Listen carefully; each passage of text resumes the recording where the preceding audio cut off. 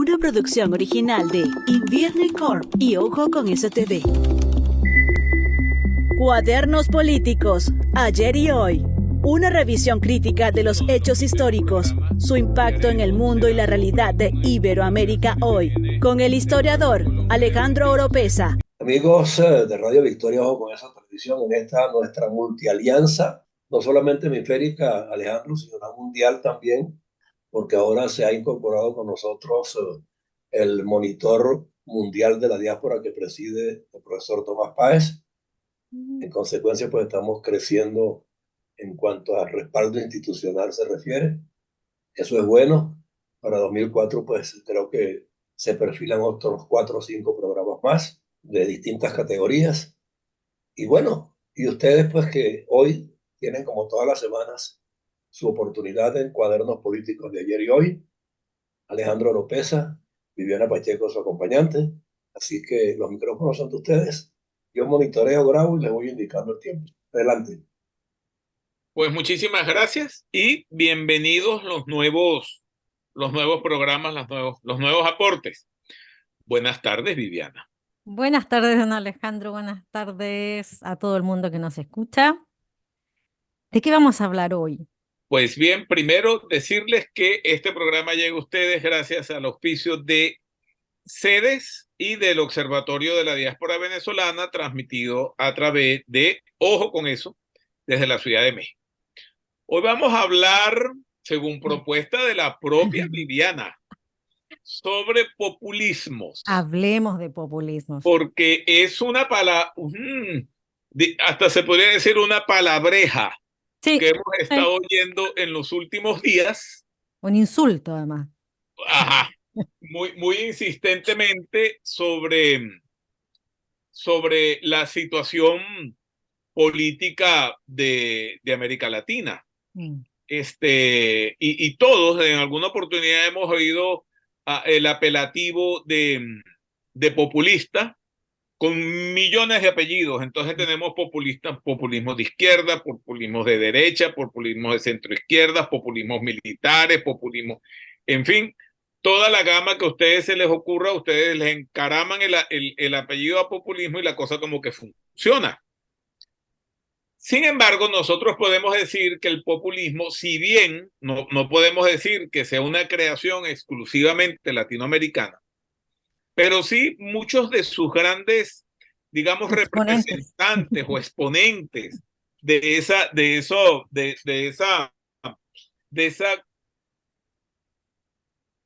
como dijéramos, de esa característica de ejercer la política, se inició, bueno, o tuvo sus grandes representantes, como decía, en América Latina, uno de ellos, Perón, el general Juan Domingo Perón en Argentina por allá en los años 30, que se alió con factores sindicales o sindicalistas para los descamisados, para, digamos, apuntalar su ejercicio de gobierno de la mano de su primera esposa, que fue Eva Perón.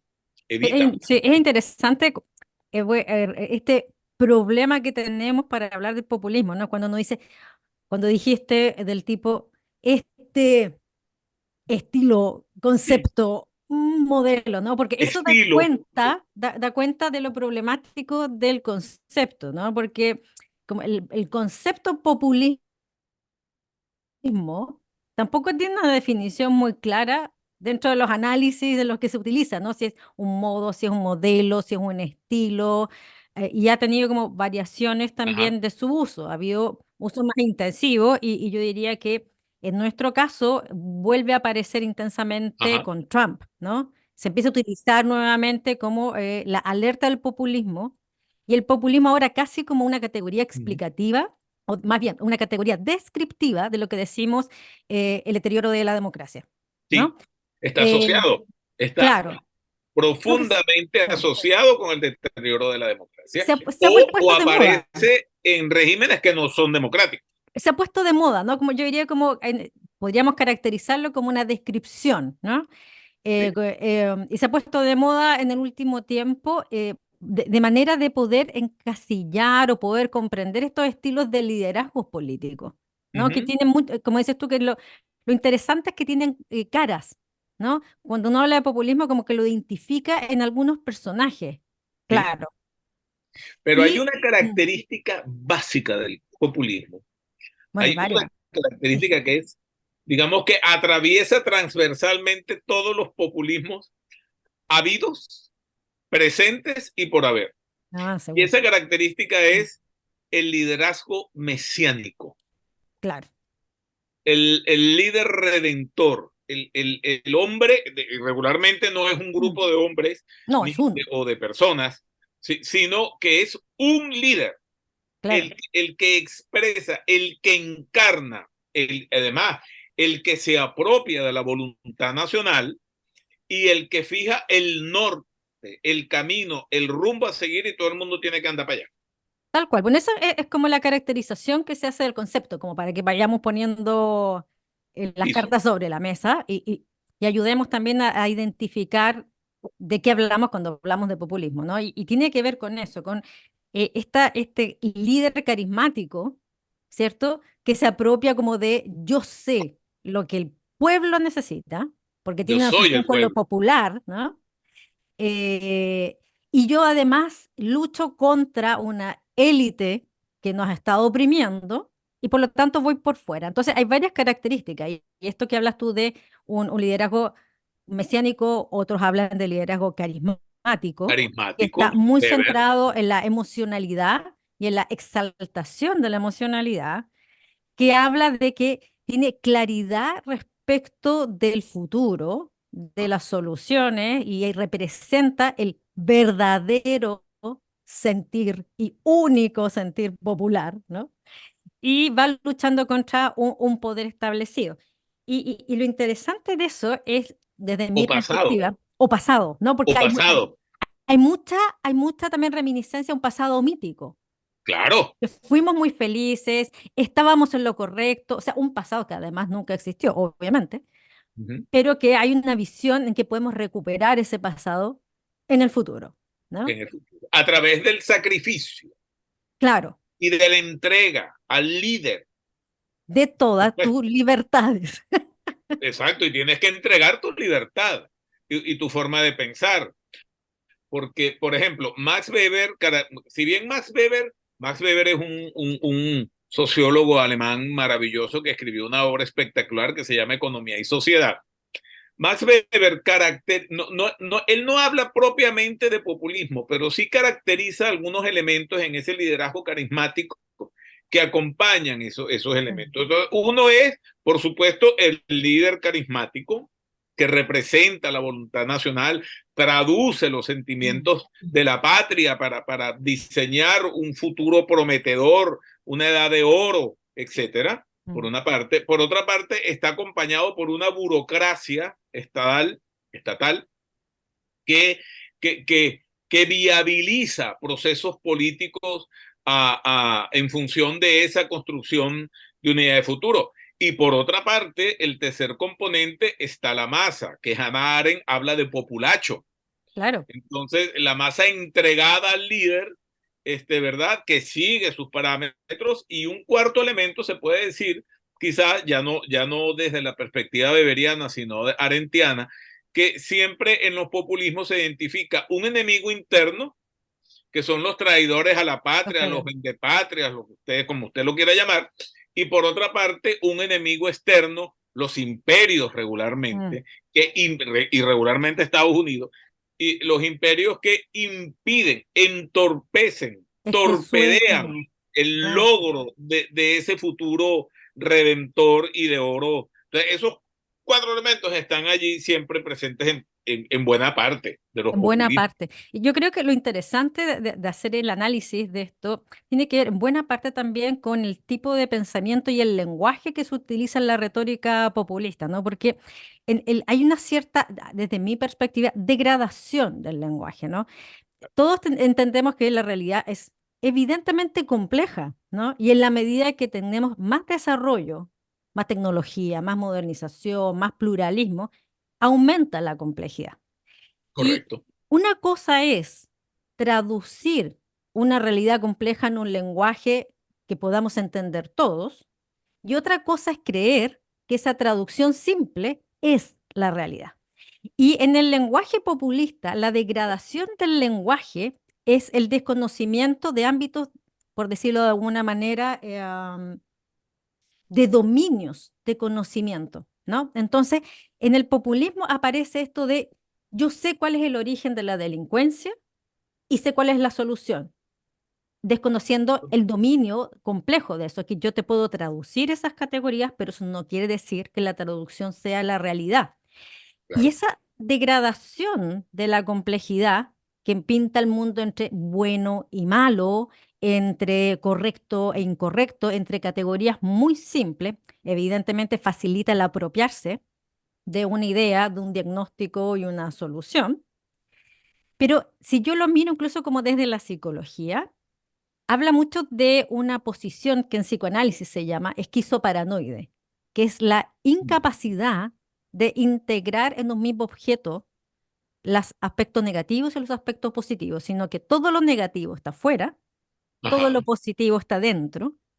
Y si tú tienes un mundo en que el mundo es absolutamente peligroso y negativo, vives en la estrategia siempre de huir Ujú.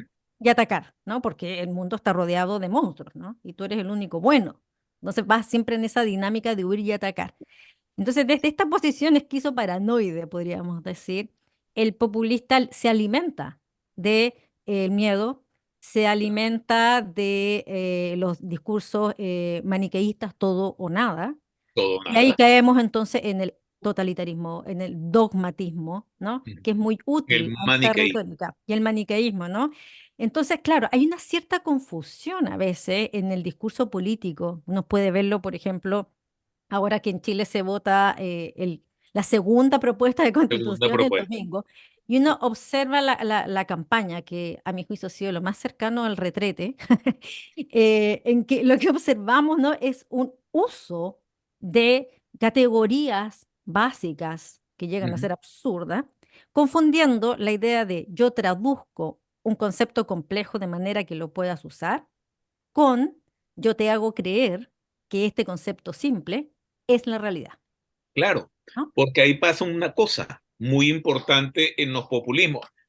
No solamente, lo que pasa es que también los populismos se pueden asociar con una evolución a los totalitarismos, como ya tú dijiste, ¿no? Por ejemplo, en ese tema narrativo, o sea, los populistas construyen una narrativa y sobre esa narrativa insiste, y es la única narrativa posible Claro. o permitida, por decirlo también. Y esa narrativa se sustenta en una, como bien tú dijiste, no sé si será en esa ¿cómo que se llama? Esquizoparanoide. Esquizoparanoia, en donde esa narrativa se fundamenta en un hecho concreto, que es la relativización de los conceptos. Mm, O sea, los populistas hablan de democracia, de participación abierta, de que el pueblo, vale decir la masa o ese populacho a que se refiere Hanare, por primera vez en la historia está recuperando su capacidad de expresión y por primera vez el gobierno o el Estado se ocupa de sus necesidades, de sus carencias, mm, etcétera, y por lo tanto se establece una relación de dependencia mutua. Yo te doy, tú me claro. apoyas, yo te doy, Mm, ¿verdad? Entonces, esa relativización de los conceptos supone que muchos de los populistas, de los liderazgos populistas, entonces se autodefinan como democráticos, independientemente que están dando al traste con todo el sistema institucional. Hugo Chávez Frías, por ujú, ejemplo, uno de los populistas más, digamos, efectivos que ha existido en América Latina, pues él con la narrativa de la democracia participativa, directa y protagónica, agarró y se metió una sociedad en un bolsillo simplemente para destruir un país en aras de un futuro dorado en donde habían dos enemigos. Los enemigos internos, que eran los traidores a la patria, como era que decía él, los cachorros del imperio, una cosa así. Y por otra parte, en el enemigo exterior eran los Estados Unidos, no, el claro, imperialismo. imperialismo.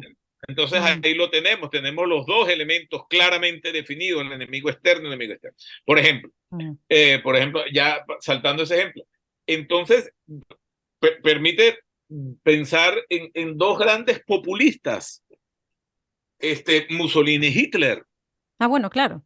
Por eso digo que no es un pecado exclusivo de América Latina, No, en ningún sino caso. que Julio César, el romano, fue un populista de primera línea, ¿verdad? Y eso significa que los recursos del Estado se ponen a disposición no de la satisfacción de la agenda social emergente en la sociedad, sino de la satisfacción de una agenda social estimulada a través del Estado que le dice a la gente qué es lo que tú necesitas.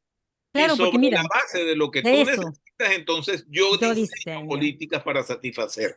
Tal cual, porque claro, porque cuando tú, vamos en la mitad del tiempo, o más de la mitad, cuando Más tú de- descompones la realidad de esa manera y planteas que en realidad la complejidad no existe, sino que lo que pasa es que hay una verdad y que se puede solucionar, por lo tanto, de manera simple, el punto. problema que tú tienes a la base o lo que explicaría eso sería la falta de voluntad, ¿no? Porque Ajá. ya las cosas no son complejas, sino que hay una falta de voluntad o hay alguien que te lo está impidiendo.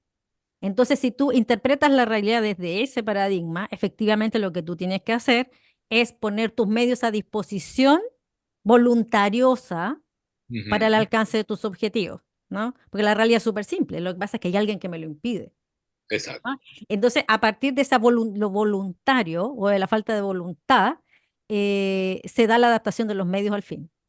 Y Eh, ahí todo vale. ¿No? Ahí todo Entonces, vale. ahí qué pasa, la institucionalidad vendría a ser entonces el diseño del obstáculo que hizo algún grupo de poder para que no alcancemos nuestro sueño. Y ahí tengo Sí. que cambiar entonces toda la institucionalidad. Y por lo tanto la ley no es necesaria. No, Lo que claro, importa es la voluntad del líder. es la voluntad. Yo creo que eso es súper interesante para ir identificando y ir como un poco cerrando. Cuando escuchemos discursos que estén tan centrados como el que el motor de solución de los cambios está en la voluntad, ¿no? Ahí podemos escuchar una primera. Puede- no, Tienes un problema allí. Sí, una Se fallita de quedó su audio. congelada por el frío que está haciendo en Miami en estos días. Pero sí, sí, siguiendo lo que viene exponiendo Viviana, lo que ella aduce es que, u otro de los elementos que pueden caracterizar a los populismos en general, es, además de lo que hemos dicho, ese liderazgo carismático, esa construcción de una verdad que expresa la intención del régimen. Por otra parte, ese maniqueísmo, esa concepción del otro opositor como enemigo, ¿verdad? Eso se ve complementado igual, y todos los elementos que hemos definido, esa idea de futuro dorado que solamente va a ser posible a través del sacrificio de la población. Por supuesto, el régimen no se sacrifica. Allí hay un elemento que es clave, que es la dilución de tres elementos. Se diluyen, se confunden, es lo mismo. Entonces, y los tres elementos que se diluyen es el Estado, el partido político, digamos, que acompaña al líder carismático, y en tercer lugar, la sociedad. Entonces se diluye Estado, gobierno, Estado, gobierno, partido político, población, en donde todo gira alrededor del partido político y todo gira alrededor de la voluntad y el acompañamiento del líder carismático que lo determina todo y que por supuesto tiene la verdad en la mano. Y el pueblo tiene la obligación de acompañarlo, porque si no lo acompañas te espaturra el régimen, porque ejerce otro elemento que caracteriza a los regímenes populistas, que es el ejercicio de la violencia instrumental. Es decir, la violencia con arreglo a fines. ¿Y cuál es el fin? Permanecer en el poder. ¿Ok? Viviana, 4 minutos para Viviana para que redondee la idea. Exacto, para que Viviana entonces nos termines la idea antes de la No, no, pero congelación. era eso, ¿no? Que estábamos hablando que cuando escuchamos discursos que se paran desde la voluntad, podemos estar en presencia de un discurso populista y Sí. que adapta los fines a los medios. Y ahí está el riesgo porque ahí desde ahí se habla del el riesgo en que se pone la democracia. Sí. Y muchos populistas, otro elemento, se sustentan o basan sus primeros años de acción en la estrategia electoral, porque tienen una clientela, en el buen sentido, en el sentido político del término, los estados clientelares, en donde ese yo te doy, tú me das. Eso significa un acompañamiento y una lealtad a través del voto para mantener al líder en el poder, ¿verdad? Cuando eso se comienza a erosionar, cuando ese acompañamiento se comienza a erosionar, entonces vienen los grandes procesos represivos por parte del Estado, ¿no? Entonces emerge la policía política, las redes de espías, la confrontación que el régimen estimula, la polarización social, además de la ideológica, la polarización social en donde el vecino es prácticamente tu veedor en función de los CDR cubanos, pues. Bueno, ahí aparecen las guerras, pues. Empiezan a aparecer las guerras. Pero normalmente nos quedan 2 minutos. Puede ser 1 minuto más, 2 minutos más, para que más o menos le clarifiquen a la audiencia, pues, la conclusión definitiva. ¿Cuándo es que el populista se vuelve verdugo? El populista se vuelve verdugo o cuando se le acaban los recursos, que ya no puede entonces traspasar satisfactores genéricos a la población, por una parte. Por otra parte, cuando ese acompañamiento entonces se empieza a debilitar. Claro, empieza a perder adhesión. Comienza a perder adhesión, ¿verdad? Cuando emergen liderazgos alternativos en la sociedad que se oponen entonces ya a ese futuro, a esa utopía que construyen los populismos. Cuando esos 3 elementos comienzan a estar presentes, comienza la represión de los populistas y se acaba la luna de miel. Por supuesto, porque en algún momento la utopía no dura para siempre, ¿no? Este enamoramiento inicial de este futuro dorado, tú en algún momento te das cuenta que la cosa no era simple y no es de voluntad. Entonces ahí ya pierde adhesión, ¿no? Entonces empiezan a surgir todos estos fenómenos. El populista empiezan las protestas, empiezan las huelgas, y entonces a esos que protestan y huelgan se los judicializa, claro. y entonces se los condena como opositores a una idea que ya no tiene validez. Recuerda que siempre en el populismo todo lo malo está afuera y todo lo bueno es el líder. Exacto. El tema es profundo y extenso para tratarlo en un próximo capítulo todavía un poco más, porque vale la pena, porque en América Latina están instalados hoy muchos regímenes que tienen esa tendencia. Así que con diversos apellidos. Con diversos apellidos. Así que en un próximo programa yo creo que ustedes pueden ampliar un poco más esa temática. Correcto. Muy bien. Bueno, entonces los saludamos desde Ojo con Eso en nuestro programa Cuadernos Políticos de Ayer y Hoy. Hoy tratando el ayer de la emergencia del populismo en América Latina por allá por los años 30, ¿verdad? Y los populismos que se pueden identificar hoy en varios estados o en varios sistemas políticos en el continente. Entonces, con ustedes estuvimos hoy Viviana Pacheco y Alejandro Oropesa, transmitiendo gracias al auspicio de CEDES, del Center for Democracy and Citizenship Studies y del Observatorio de la Diáspora Venezolana, transmitiendo desde la ciudad de México y Miami. Así que hasta la próxima semana. La próxima semana tú vas a estar en el programa, porque tú la próxima semana estás viajando para Chile. Pero viajo en la noche, en la mañana estoy. Ah, ok. Entonces la semana que viene tendremos el último programa del año. Del año, programa navideño. Seguro. Programa navideño, correcto. Okay, hasta luego, hasta la semana que viene. Y no, con eso complacido de tenerles y bueno, que crezca la audiencia el año que viene. De todos modos, vamos a vaticinarlo así. ¿Ok? Declarémoslo así, que así sea. Es. Un abrazo. Muy bien. Hasta luego. Una producción original de Invierne Corp y Ojo con Eso TV. Cuadernos Políticos, Ayer y Hoy. Una revisión crítica de los hechos históricos, su impacto en el mundo y la realidad de Iberoamérica hoy, con el historiador Alejandro Oropesa.